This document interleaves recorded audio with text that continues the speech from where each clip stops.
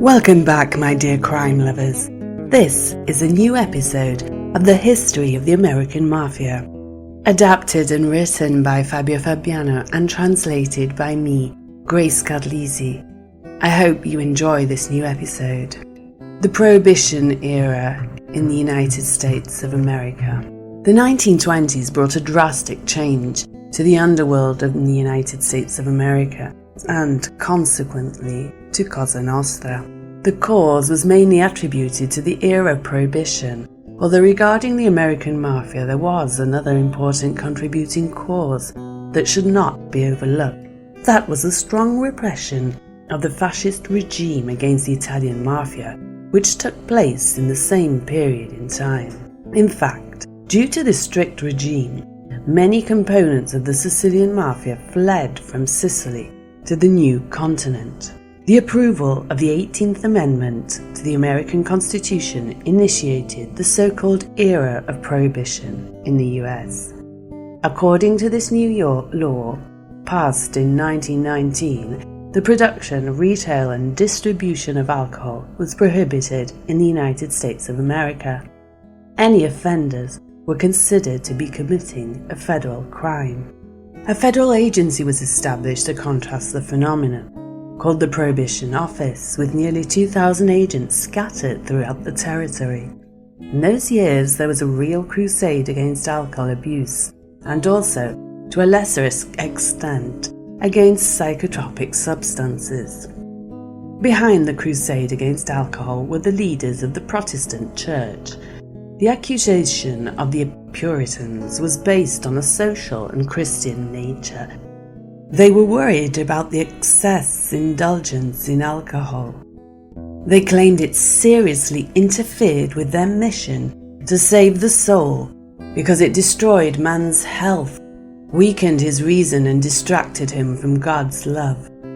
Traditional Puritan doctrine didn't actually advocate total abstinence from alcohol, but a moderate and careful use. The Puritans had launched a veritable crusade to protect the healthy rural values of peasant America against the decline taking place in the large cities with their high rates of foreign population. They really believed they were acting with the aim of saving the nation. In 1919, drunkenness and alcoholism had led to thousands of deaths, petty crime and divorce cases had increased.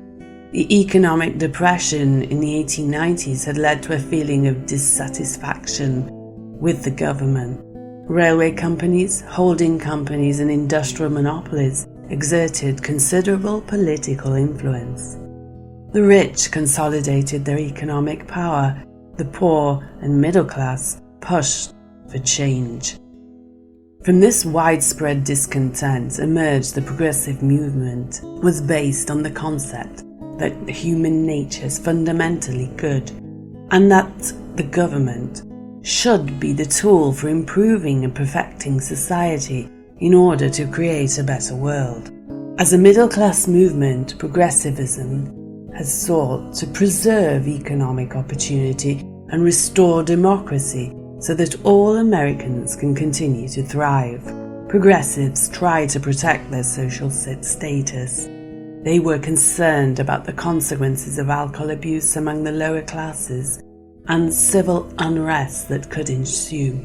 Fearing the growing unrest from below, the middle classes became deeply concerned lest the sale of liquor increase this discontent.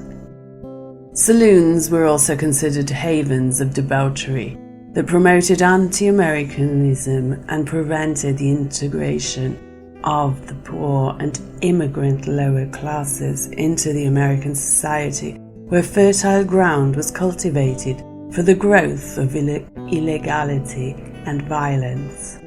But ideas and reality not always concord. In fact, as we will see, since the Prohibition law was not fully supported, the effects were opposite to those intended to be achieved. Let's take a look at what happened in New York. Before the Prohibition Act, there were 16,000 pubs.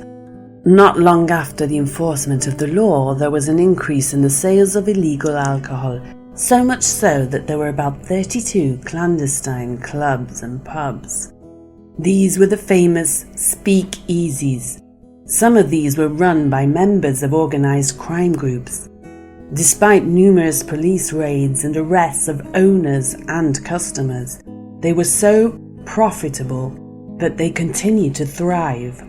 In these places, which were accessed from hidden entrances and with the use of passwords, you could listen to jazz music in the background and chat amiably while sipping all the alcoholic beverages actually declared illegal. The Italian, Irish, Jewish gangsters immediately understood the potential deriving from the new prohibition law, which offered them an extraordinary opportunity for enrichment.